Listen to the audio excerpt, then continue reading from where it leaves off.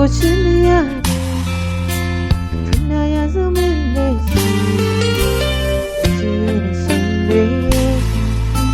အိမ်မတစ်ခုလို့ပြန်ရတယ်နှလုံးသားလေးဒီကွေးရဲ့နာချီသောနေခံစားရဲ့